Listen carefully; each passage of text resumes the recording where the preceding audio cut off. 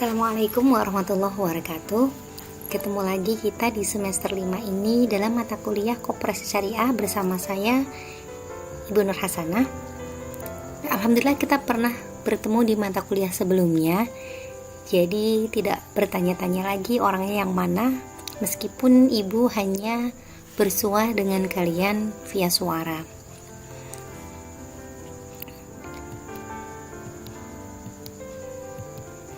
Koperasi Syariah itu adalah mata kuliah yang membahas tentang hal-hal yang terkait dengan dunia perkoperasian, khususnya koperasi syariah atau yang sekarang lebih kita kenal dengan Koperasi Simpan Pinjam dan Pembiayaan Syariah (KSPPS) dan Unit Simpan Pinjam dan Pembiayaan Syariah (USPPS) Koperasi.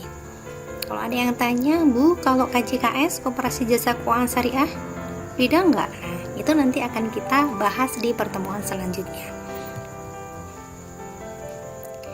Capaian pembelajaran dari sikap, pengetahuan, keterampilan umum, dan keterampilan khusus diharapkan dari mata kuliah ini Anda, para mahasiswa, mampu menguasai dasar-dasar ilmu ekonomi syariah di bidang lembaga keuangan syariah khususnya koperasi, dan menilai kelayakan pembiayaan usaha berdasarkan kriteria dan prosedur dalam ekonomi syariah.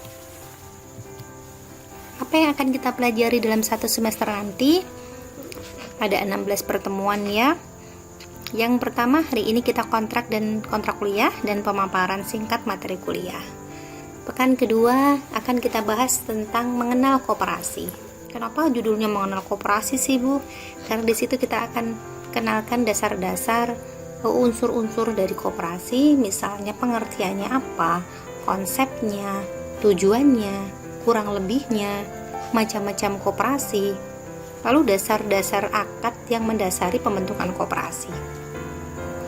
Nanti ada disinggung secara singkat tentang koperasi syariah, landasannya apa, beda nggak dengan koperasi konvensional, persamaan dan perbedaannya di mana, itu ya. Di minggu ketiga kita ada kelengkapan organisasi koperasi. Kita akan membahas tentang rapat anggota sebagai kekuasaan tertinggi, lalu ada pengurus dan pengawas.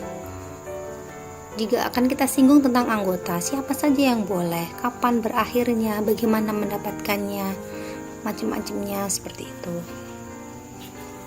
Juga ada tanggung jawab dan wewenang dari pengurus dan pengawas. Pertemuan keempat kita mulai bicara tentang prosedur pendirian dan pembubaran koperasi. Apa saja sih syarat-syaratnya kalau kita bikin koperasi? Sama nggak sih kira-kira dengan koperasi mahasiswa atau Kopma Febi itu? Nah, sebenarnya sudah bisa disebut koperasi atau belum gitu? Seperti apa organisasi bisa disebut sebagai koperasi? Lalu, kapan bisa dibubarkan? Oleh siapa? Nah, bagaimana persyaratannya? Kalau sudah bubar, terus uangnya kemana? Nah, itu nanti juga akan kita singgung di pertemuan keempat. Pertemuan 5 dan 6 kita membahas langsung ke KSPPS atau USPPS. Saya jadikan 2 pertemuan. Di part 1 kita akan membahas tentang apa saja definisi dari KSPPS dan USPPS. Tujuannya apa? Siapa saja yang dapat menjalankan, mendirikannya? Siapa saja yang boleh mengelola? Sama nggak kira-kira dengan koperasi konvensional? Nah, terus yang tadi, kalau KJKS di mana, Bu, kedudukannya atau letaknya? Boleh nggak koperasi konvensional jadi koperasi syariah? Boleh nggak koperasi syariah balik kucing lagi jadi koperasi konvensional, kayak gitu ya? Nanti kita bahas di pertemuan kelima. Pertemuan keenam kita lanjutkan dari mana modalnya, berupa apa saja modalnya, wilayah jangkauan. Boleh nggak orang Ponorogo jadi anggota koperasi di Surabaya? Nah, semacam itu. Lalu legalitasnya, siapa sih yang berhak mengeluarkan izin operasional bagi KSPPS, USPPS? Macam itu ya. Lalu bisa tentang jaminan di situ, bagaimana harusnya mengelola. Dan kalau mau buka kantor cabang, kantor kas pembantu, kantor cabang pembantu, bisa nggak? Syaratnya seperti apa? Atau asal kita berdiri sudah gini, misalnya bikin koperasi atas koperasi Febiku Hebat gitu ya, KSPPS Febiku Hebat, sekali berdiri di Ponorogo, di kampus 2, sekaligus mendirikan di Magetan, di Madiun, boleh nggak? Nah, bagaimana prosedurnya? Pekan ke-7 kita membahas standar operasional manajemen koperasi syariah. Ada SOM kelembagaan, usaha, dan keuangan. Ditambah lagi peraturan yang terbaru, ada tentang pengelolaan aset dan hutang. Bagaimana menjalankan koperasi syariah. Pekan ke-8 kita akan UTS via Google Form. Pekan ke-9 dan 10 kita membahas tentang kegiatan usaha koperasi syariah. Nah, yang namanya koperasi syariah nanti akan berlandaskan prinsip syariah dan menjalankan fungsi ZIS. Nanti dijelaskan ya di pertemuan tentang mengenal koperasi. Jadi ada kegiatan simpanan apa saja, dari mana uangnya, terus kegiatan mal, kegiatan sosialnya apa saja. Harus toh kegiatan mal, kalau enggak kan rugi. Nah, semacam itu. Lalu ada pinjaman dan pembiayaan berdasarkan akad apa saja, semacam itu. Ke-11 kita akan bahas pembiayaan bermasalah. Bagaimana bentuk-bentuknya? Bagaimana kalau yang mencuri dalam arti mengemplang, apa sih bahasanya ya? Uangnya adalah pengurus koperasi sendiri. Nah, semacam itu. Bagaimana penyelesaiannya? Kita bicarakan di pertemuan ke-11. Pertemuan ke-12, pengawasan dan penilaian kesehatan koperasi syariah. Standar apa yang dipakai? Siapa sih yang boleh menilai? Kalau misalnya tidak sehat, lalu diapakan? Kalau sudah sehat, berhak dapat apa? Ya kan gitu pertanyaannya. Nanti semua kita bahas di sini.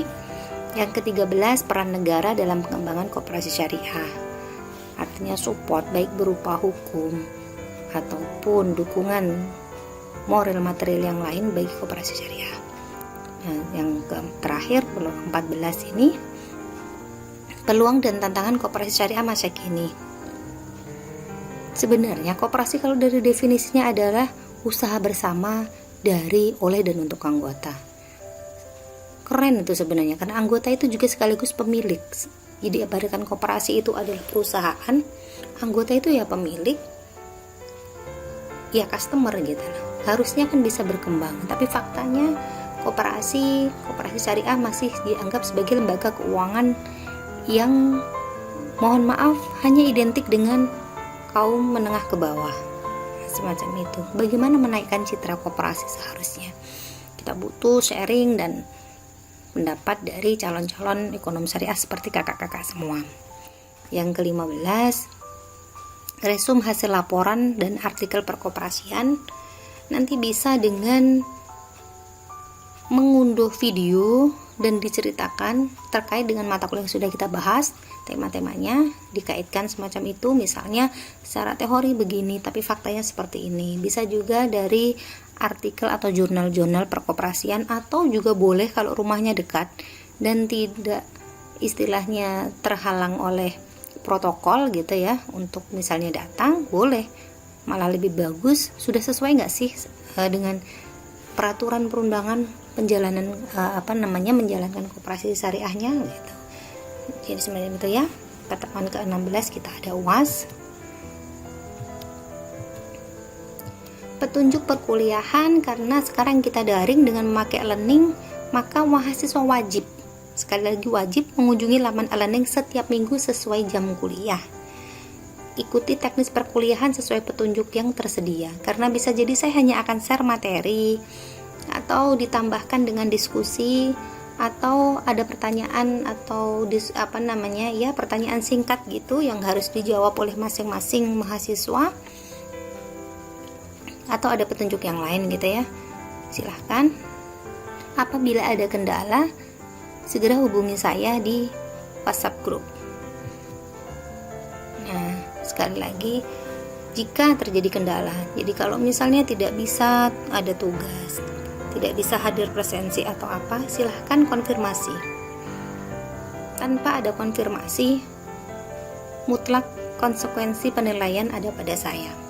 Bukan berarti terus boleh carpe diem gitu ya, bukan, tapi setidaknya kalau ada konfirmasi, saya tahu apa masalahnya, seperti itu. Buku-buku yang bisa dipakai: Koperasi Syariah, Koperasi Indonesia, Fikih Lembaga Keuangan, Akuntansi dan Manajemen Bisnis Syariah Kewirausahaan. Boleh juga dipandu atau didukung dengan buku-buku yang lain. Persentase penilaian UAS 30%, tugas mandiri juga besar 30%, UTS 25%, presensi 15%. Kriteria penilaian seperti biasa, kalau mau dapat A+, 91 ya Kak ya. Ini ada tugas yang sudah saya kirimkan via Google Form di laman e-learning. Yang terakhir, jangan lupa untuk selalu bahagia.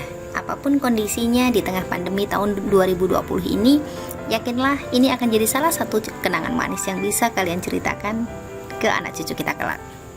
Yang terakhir ada pesan dari Yang Habibie buat kalian. Kecerdasan tanpa cinta itu berbahaya, tapi cinta tanpa kecerdasan tidaklah cukup. Assalamualaikum warahmatullahi wabarakatuh.